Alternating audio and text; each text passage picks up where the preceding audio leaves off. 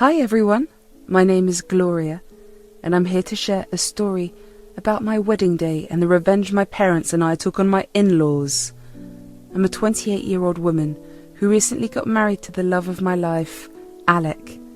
Growing up, I always noticed how people treated my mother, Nora, differently when my father Felix was around. You see, my mother wasn't considered conventionally attractive, but my father was the epitome of handsome. However, my mother always told me that looks don't matter when it comes to the matters of the heart. I witnessed firsthand how my father looked at my mother with eyes filled with immense love. To him, she was the most beautiful person in the world. Meeting Alec was like a dream come true. Seeing how much my parents loved each other and how they treated each other made me wish for a relationship like theirs for as long as I could remember. The best part about Alec was that he had this incredible ability to make me laugh when he knew I had a crappy day. Alec's proposal was so special. He surprised me on a beach at sunset and asked me to marry him. I felt really happy and excited about our future together. I knew that my wish for a love story like my parents had come true. I hadn't met Alec's parents in person since they lived far away. We talked on the phone and texted, but that was all. Alec didn't want to meet them because he didn't like the way they acted. He said they were snobby and judgmental. Baby, I've been thinking. Why have you never wanted to introduce me to your parents? It makes me feel insecure sometimes, like you're hiding something. Oh, darling, it's not that I don't want you to meet them. I promise it's not about hiding anything. It's just that I know how they can be, and I don't want them to say something hurtful to you.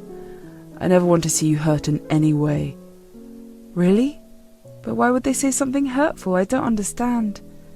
My parents can be quite judgmental, especially when it comes to appearances. You know how much I love you, and I don't want their words to affect how you see yourself. You're beautiful to me, inside and out, and I don't want anything to tarnish that. Oh, baby, I didn't realize you were trying to protect me. I appreciate that. It's just that sometimes my own insecurities get the best of me. I know, my darling, but please know that their opinions will never matter. You mean the world to me, and I wouldn't change anything about you. I've seen how they can treat others, and I don't want them to hurt you. Thanks, baby. I'm sorry for questioning your intentions. I trust you, and I know you have my best interest at heart. Don't apologize, darling. I'm sorry that I've never cleared it up well before. You shouldn't have been insecure to begin with. But I'm glad you know now. I swear to you that I'll always protect you, especially from my mean parents. My insecurities began to melt away, replaced by a renewed trust and a profound understanding of his love for me. However, when it came to wedding planning, Alec's parents, Anne and Ronnie, flew over to stay with us for a while. Little did I know that their visit would bring unexpected challenges. It was during the wedding planning that they finally met my parents. Unfortunately, my father was running late due to a business meeting, so my mother showed up first. She warmly greeted Alec's parents, and I suggested that she and I go to the kitchen to make everyone drinks. We chatted and laughed, unaware of the conversation happening in the living room. Suddenly, we overheard Anne and Ronnie's laughter. Ronnie made a cruel comment saying that even their cleaning lady looked better than my mother, Nora. I was shocked and appalled by their words, but when I looked into the room, I saw Alec sitting there, looking uncomfortable. Anne and Ronnie continued to make jokes at my mother's expense, and tears welled up in her eyes. Rage consumed me, and I was about to storm into the room when my father's arm held me back. I glanced up and saw his menacing smile. If there was one thing that could anger my usual jovial father, it was someone belittling his wife. Without a word, he walked into the room, and the atmosphere turned awkward. Alec greeted my father with a hug, and when Anne and Ronnie introduced themselves, my father introduced himself as Nora's husband. The shock on Anne and Ronnie's faces was priceless.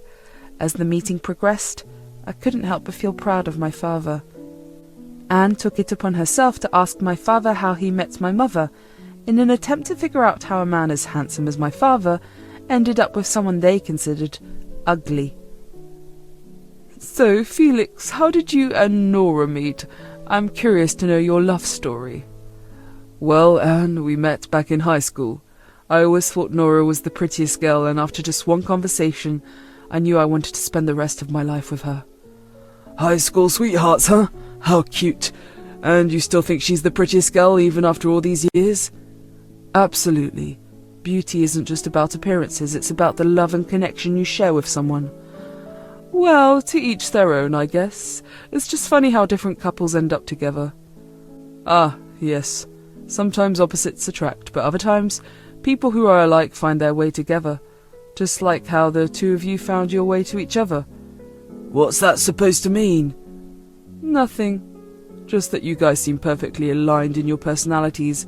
It's a good thing you found each other. Well, I suppose. After my father's subtle yet pointed remark about how Anne and Ronnie found each other due to their matching personalities, there was an awkward silence in the room. Anne and Ronnie looked slightly uncomfortable, as if they had been caught off guard by my father's response. Alec and I exchanged amused glances, trying to stifle our laughter. I could see the corners of my mother's mouth twitching, trying not to break into a smile. It was evident that my father's witty comeback had left Anne and Ronnie a bit flustered, unable to come up with a snarky reply. I felt a surge of pride for my father, who had cleverly put them in their place without resorting to rudeness. The atmosphere in the room shifted, and my parents' confidence seemed to have struck a chord. It was a satisfying moment, knowing that my parents were standing up for themselves, and I couldn't help but feel grateful for having such loving and strong role models in my life. I decided to try and steer the conversation in a different direction by talking about the wedding we had all gathered to plan. I mentioned my dream of having a bar at the wedding reception, and my father graciously offered to pay for it. Seeing my father contribute, Anne and Ronnie decided to cover a portion of the catering. I couldn't help but feel a little peeved, considering that Alec had previously asked them for help with the wedding, and they vehemently refused. Alec had warned me that they were the kind of people to believe they were superior to others and worked only on the basis of what made them look good. But I let it go because I didn't want to cause any fights right before Alec and I got married. Once my parents left, Anne and Ronnie settled into their room. Alec and I had a heartfelt conversation about the day in our room. My darling, I'm so sorry about what happened earlier. My parents' behaviour was completely unacceptable. I feel terrible that your family had to witness that. No, baby, it's not your fault. You don't need to apologise for their actions. I know you were just as shocked and uncomfortable as I was. But still, I wish I had done something to defend your mother at that moment. I should have stood up for her. It's okay. You were taken by surprise, and it's not easy to confront your parents like that. I understand. I just hate that they treated your mother that way. It's not fair, and I love you both so much. I know. And I love you too. Alec's sincere apology and his acknowledgement of my mother's mistreatment filled me with a sense of comfort and understanding. At that moment, I knew we were a team, ready to face any challenge together. Alec also decided to call my mother, Nora, and offer a sincere apology for his parents' behaviour. Hey, Nora. Hi, Alec dear. Everything all right? Yeah. I just wanted to call and sincerely apologise for my parents' behaviour earlier. I'm so sorry they treated you that way. It was completely uncalled for, and I feel terrible about it. Thank you, dear. I appreciate your call and your apology. It was unexpected, and I didn't expect them to be so cruel. I should have done more to defend you at that moment. It's just that I was caught off guard, and I didn't know how to react. Oh, it's all right, dear. You don't have to be too sorry about it. I know it must have been difficult for you too.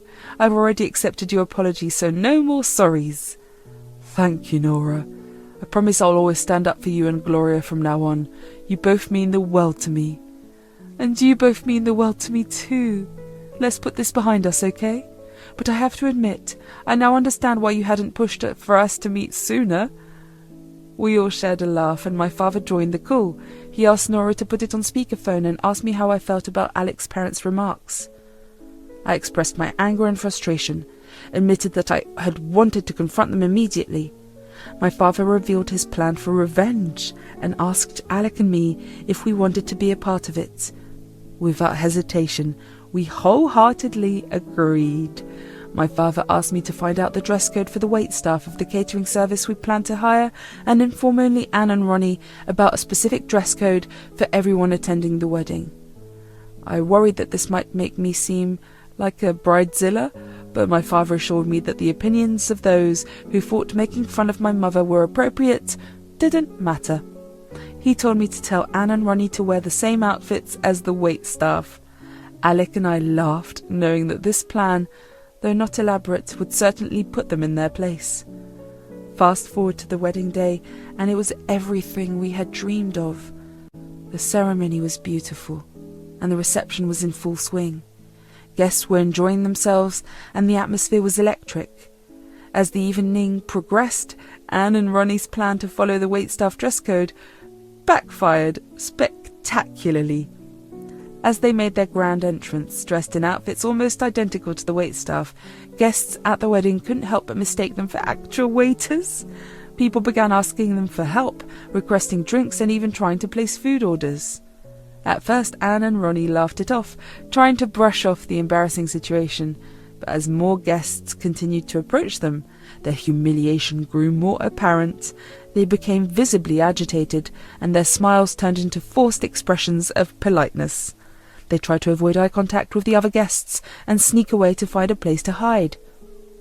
As the wedding reception unfolded, there was another unexpected twist that added to Anne and Ronnie's humiliation. My father, Felix, known for his witty sense of humour, seized the opportunity to give them a taste of their own medicine. With a mischievous grin on his face, he approached Anne and Ronnie during the toasting moment. In front of everyone, my father raised his glass and proposed a toast. He thanked Anne and Ronnie for embracing the waitstaff dress code, remarking that their dedication to the theme was truly commendable. He playfully added that their commitment to blending in with the staff had truly fooled everyone, including himself for a moment. He also playfully asked Anne and Ronnie if they thought they looked prettier than my mother at that moment, before gracefully informing our guests of my in-laws' comments about my mother. Everyone looked shocked before the full understanding of my father's previous comments registered in their minds. The room then burst into laughter, and even Anne and Ronnie couldn't help but crack a forced smile. My father's well-timed remark left no doubt that he saw through their attempt to save face, and he cleverly turned the tables on them. It was a subtle but powerful reminder that their hurtful comments about my mother had not gone unnoticed or unaddressed. With that, my father gracefully transitioned into a heartfelt speech about love, acceptance, and the beauty that resides in embracing one another's differences. His words resonated deeply with the guests, who applauded and cheered. Since they couldn't bear the embarrassment any longer and decided to complain out loud when it was time for them to make their toasts, they made a scene, loudly expressing their frustration about being mistaken for waitstaff and ridiculed in front of everyone. But this time, I wasn't going to let their behaviour slide. I had seen how hurt my mother was by their cruel comments, and I knew they needed to be taught a lesson. With a calm but firm demeanour, I reminded Anne and Ronnie of the hurtful remarks they made about my mother earlier. I pointed out how their actions now reflected the very behaviour they had criticised. I explained that mocking someone's appearance, especially my mother's, was hurtful and uncalled for. I demanded they apologise not only to me, but also to my mother for their hurtful words. Anne and Ronnie were taken aback by my response. They expected me to be embarrassed or apologetic, but I refused to back down. My mother had taught me the importance of standing up for what is right, and this was one of those moments where I needed to do just that. They hesitated for a moment, but finally offered a half-hearted apology. As the reception continued, Anne and Ronnie's anger and humiliation were palpable. They tried to salvage the situation by acting as if they were unfazed, but their discomfort was evident. They became increasingly isolated as other guests noticed their behaviour and chose to distance themselves. Despite their unhappiness, the party continued in full swing. The energy in the room remained high as friends and family celebrated our love and union. My father, Felix, danced joyfully with my mother, Nora, showing everyone that their love was unbreakable and beautiful regardless of appearance. Their love had stood the test of time, and that was the essence of our wedding day. Anne and Ronnie, however, couldn't handle the shame they brought upon themselves. Fuming with anger, they decided to leave the party prematurely, making an abrupt exit without saying their goodbyes. While their departure caused a momentary awkwardness, it soon faded away as their revelry resumed, and guests returned to enjoying the festivities. Throughout the night, Alec and I felt a mixture of emotions. We were disappointed in Anne and Ronnie's behaviour, but we were also proud of how we handled the situation and defended my mother's honour. We were grateful for the love and support showed by our friends and family, who stood by us through it all. As the night came to an end, Alec and I basked in the joy of our wedding day, surrounded by people who genuinely loved and respected us. The reception had been a testament to the power of love, acceptance, and forgiveness.